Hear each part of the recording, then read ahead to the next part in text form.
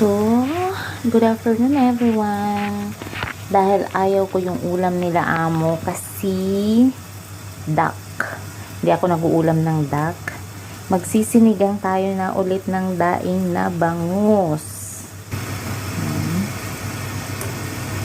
Isa lang guys, para tipid. Lambutin natin.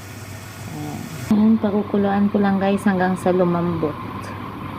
Dahil nga malambot na ang ating daing, lagyan ko naman ng gulay, beans.